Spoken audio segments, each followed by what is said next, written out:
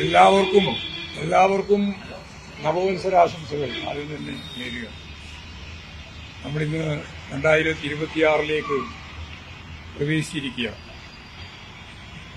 ലോകത്തെ മുഴുവൻ ജനങ്ങളും പ്രതീക്ഷാപരമായ ഒരു കാലം ശക്തിയായി തുടരട്ടെ എന്നാണ് ആശംസിക്കാൻ. ഈ സ്വർണ്ണക്കൊള്ള കേസുമായിട്ട് ബന്ധപ്പെട്ട് അടൂർ പ്രകാശ് അടക്കമുള്ള ആളുകളുടെ പേര് കൂടി രംഗത്തേക്ക് വന്നു പറയുന്നത്. അപ്പൊ UDF ഇത്രയും കാലം പറഞ്ഞുകൊണ്ടിരുന്നൊരു കഥയ്ക്ക് അവിടെ വിരാമമാവുകയാണ്. ഞങ്ങളതിൽ ആദ്യം മുതലേ എടുത്ത ഒരു നിലപാടുണ്ട്. CPI 3 കാര്യമാണ് ഞങ്ങൾ പറഞ്ഞത്. ഒന്ന്, ശബരിമല അയ്യപ്പന്റെ ഒരു തരി സ്വർണം നഷ്ടപ്പെടാൻ പാടില്ല. ആരാണോ ഉത്തരവാദി അവരെ നിയമത്തിന് മുമ്പിൽ കൊണ്ടുവരും. 3, അവരാരായാലും അവരെ സംരക്ഷിക്കാനുള്ള ഉത്തരവാദിത്തം പാർട്ടിയോ ഗവൺമെന്റോ എടുക്കും. ഇതിലാണ് ഞങ്ങൾ അന്നു മുതലേ ഉറച്ചു നിൽക്കുന്ന ഒരു നിലപാട്.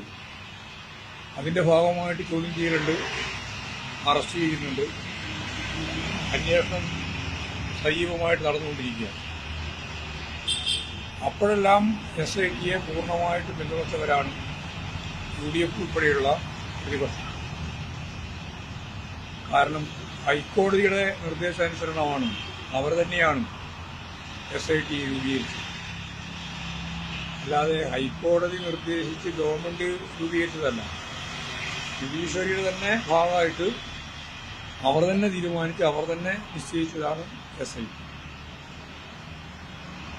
വിജിലൻസ് അന്വേഷണം നടക്കുന്ന ആദ്യഘട്ടത്തിൽ CPIM ആണ് കൃത്യമായിട്ട് ഈ അന്വേഷണം ഹൈക്കോടതിയുടെ നിർദ്ദേശാനുസരണം SIT നടത്തണം എന്ന് പറഞ്ഞു. അതിനുശേഷമാണ് ഹൈക്കോടതി യഥാർത്ഥത്തിൽ SIT അന്വേഷണത്തിന് ഉത്തരവിടുകയും അവിടെ തന്നെ മുൻകൈയോടുകൂടി നേതൃത്വത്തിൽ ഈ അന്വേഷണം നടത്തുകയും ചെയ്യും. ഈ അന്വേഷണം തെരഞ്ഞെടുപ്പിന്റെ ഘട്ടത്തിൽ ഇടതുപക്ഷ ജനാധിപത്യ മുന്നണിക്കും പാർട്ടിക്കുമെല്ലാം എതിരായി അതിശക്തിയായ ഈരടികളും പാട്ടും എല്ലാമായിട്ട് ആഘോഷിച്ചു. ഞങ്ങൾ അന്ന് പറഞ്ഞ അതേ നിലപാട് തന്നെ ഉറച്ചു നിന്നു.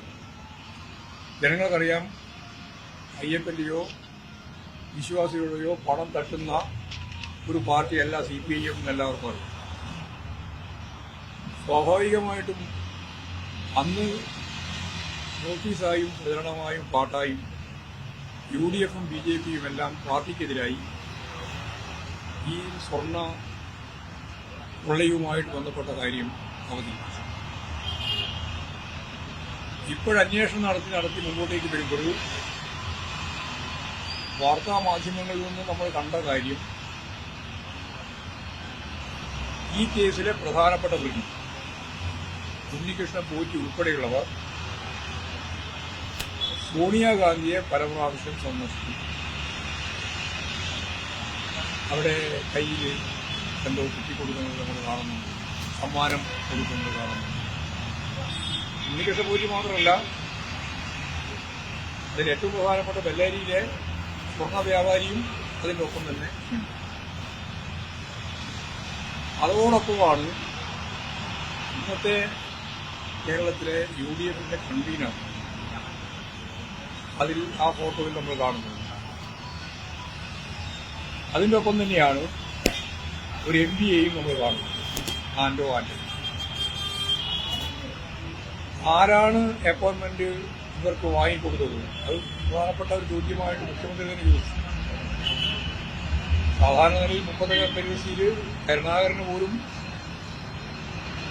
പ്രദേശത്ത് കാണാൻ സാധിക്കാതിരുന്ന ഒരു വ്യക്തിത്വത്തിന്റെ ഉടമയായിരുന്നു ഇവർ കാണാൻ പോയിരുന്നതും കണ്ടതുമായ ഫോട്ടോ പങ്കിട്ടതുമായ വ്യക്തി. അപ്പൊ എങ്ങനെയാണ്, ആരാണ് ഈ അപ്പോയിന്റ്മെന്റ് സംഘടിപ്പിച്ചു കൊടുത്തത്? അത് പറയുന്നില്ല. MP ആണോ അല്ല വേറെ ഏതെങ്കിലും പാർട്ടി നേതാക്കന്മാരെ ഉപയോഗിച്ചുകൊണ്ടാണോ? ഈ കള്ളക്കടത്തിൽ അല്ലെങ്കിൽ ഏറ്റവും പ്രധാനപ്പെട്ട ഈ കൊള്ളയുടെ പ്രധാനപ്പെട്ട വക്താവും ആ സ്വർണം കൊണ്ടുപോയിട്ട് വിറ്റു എന്ന് കൃത്യമായിട്ട് അവർ തന്നെ സ്വർണം കടത്തല്ലോ, സ്വർണം കണ്ടെത്തി. അവർ എന്തടിസ്ഥാനത്തിലാണ് ഇവരെല്ലാമായിട്ടുള്ള ബന്ധം ശക്തിപ്പെട്ടിരുന്നത് എന്നതിന് ഉത്തരം പറയേണ്ടിയുണ്ട്.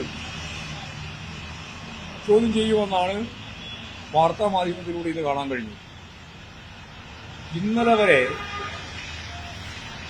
CPIM-നെതിരായിട്ടുള്ള അന്വേഷണത്തിലേക്കാണ് നീങ്ങുന്നത് എന്ന് പ്രചരിപ്പിച്ച് ആഹ്ലാദഭരിതരായിരുന്ന വി ഡി സതീശനും അതുപോലെ തന്നെ KC വേണുഗോപാലിനും കോൺഗ്രസ് നേതാക്കന്മാർ UDF നേതാക്കന്മാർ ഈ വാർത്ത പുറത്തു വരുന്ന ആ നിമിഷത്തോടുകൂടി മാറുകയാണ്. എത്ര അവസരവാദപരമായ നിലപാടാണ് സ്വീകരിക്കുന്നത് നോക്കൂ. എന്താ അവർ പറയുന്നത്? SIT-യിൽ സംശയമുണ്ടെന്ന്. SIT ഇന്നലെ വരെ അംഗീകരിക്കുകയാണ്. അപ്പോൾ അന്വേഷണം കോൺഗ്രസ് നേതാക്കന്മാരായ അടൂർ പ്രകാശൻ ഉൾപ്പെടെയുള്ളവരുടെ നേരെ നീങ്ങുന്നു എന്ന് വരുമ്പോൾ തികച്ചും അവസരവാദപരമായ നിലപാട് സ്വീകരിച്ച് SIT-യെ തന്നെ കുറ്റപ്പെടുത്തുന്ന നിലപാടിലേക്ക് എത്തുന്നു. ഇത് യഥാർത്ഥത്തിൽ സംഭവം അവരിലേക്ക് മെല്ലെ മെല്ലെ വരുന്നു എന്ന് കാണുമ്പോൾ അതിനെ പ്രതിരോധിക്കാൻ വേണ്ടി സ്വർണ്ണ കടത്ത് അല്ലെങ്കിൽ കൊള്ള ഫലപ്രദമായിട്ട് അന്വേഷിക്കുന്നതിൽ നിന്ന് അവരെ തടയാൻ ബോധപൂർവമുള്ളൊരിടപാട്. ആ ഇടപെടലിനെ കേരളം അംഗീകരിക്കില്ല. കേരളത്തിൽ ജനങ്ങൾക്ക് നന്നായിട്ട് അറിയാം. അങ്ങനെ വളരെ ഫലപ്രദമായ രീതിയിൽ അന്വേഷണം നടത്തുന്നു. ഞങ്ങളതിന് പൂർണ്ണമായ പിന്തുണ നൽകുന്നു. ആ പിന്തുണ അന്നും ഇന്നും എല്ലാം ഒരേപോലെ തുടരുകയാണ്. ആരെയൊന്നും ഞങ്ങൾ നോക്കിയിട്ടില്ല. ആരൊക്കെ ചോദ്യം ചെയ്തിട്ടുണ്ട്, ആരൊക്കെ ജയിലിൽ വെച്ചിട്ടുണ്ടെന്ന് ഞങ്ങൾ നോക്കിയിട്ടില്ല. ആരായാലും ഞങ്ങൾ ആദ്യം പറഞ്ഞ പോലെ തന്നെയാണ്. ആരായാലും അവരെ നിയമത്തിന്റെ മുമ്പിൽ കൊണ്ടുവരണം. സ്വർണം നമുക്ക് പൂർണ്ണമായിട്ട് തിരിച്ചു കിട്ടണം. അവരാരായാലും അവരെ രക്ഷിക്കുന്ന നിലപാടിലേക്ക് ഞങ്ങൾ പോകില്ല. ഇതാണ് അന്ന് മുതൽ അടുത്ത നിലപാട്. അതേ നിലപാട് ഇപ്പോഴും തുടരുക. എന്നാൽ അവസരവാദപരമായ നിലപാട് UDF തുടരുന്നു എന്നുള്ളതാണ് ഇപ്പോൾ കണ്ടുകൊണ്ടിരിക്കുന്നത്. ഇതാണ് പ്രശ്നം. അല്ലെന്ന് ഈ വെള്ളാപ്പള്ളി CPI വിശേഷിപ്പിച്ചത് ചതിയൻ ചത്തു എന്നാണ്. അങ്ങനെ ഒരു മനോഭാവം അല്ലെങ്കിൽ അങ്ങനെ ഒരു നിലപാട് CPM-നുണ്ടാവും? ഞങ്ങൾക്ക് അങ്ങനെ നിലപാടില്ല. ഞങ്ങൾ ആരുടെയും നിലപാട് അന്വേഷിച്ച് നോക്കുന്ന നിലപാടുകളില്ല. ഞങ്ങൾക്ക് ഞങ്ങളുടേതായ നിലപാടുണ്ട്. CPI-യും ഞങ്ങളും തമ്മിലാണ് ഏറ്റവും നല്ല ഇടതുപക്ഷ ജനാധിപത്യ മുന്നണിയുടെ ഭാഗമായിട്ട് രണ്ട് പ്രധാനപ്പെട്ട പാർട്ടികൾ എന്ന രീതിയിലുള്ള ഐക്യം.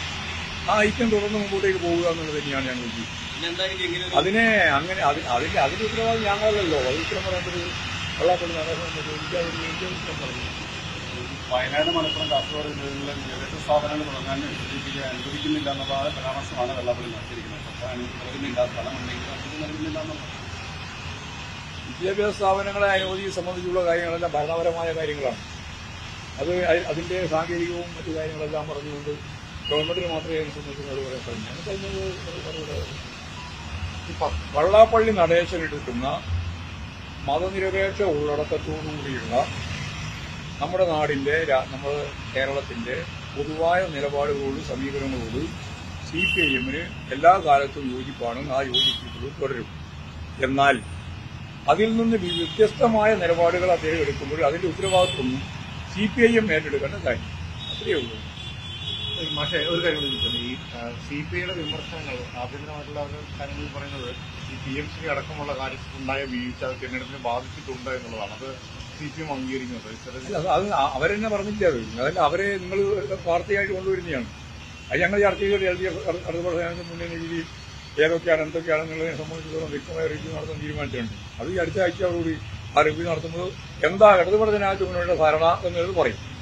ഓരോരോ പാർട്ടി എടുത്ത നിലപാടിനെ സംബന്ധിച്ചിടത്തോളം ഓരോരുത്തർക്കും പറയാനുള്ളത് അവർ പറഞ്ഞു കഴിഞ്ഞാൽ വീഴ്ച പറ്റിയിട്ടുള്ളത് CPM-ന് തോന്നുന്നു. ഇത് PMC വീഴ്ച പറ്റിയിട്ടുണ്ട്. ഞാൻ പറഞ്ഞല്ലോ ആ ഉത്തരവ് ഞങ്ങൾ പരിശോധിച്ചപ്പോൾ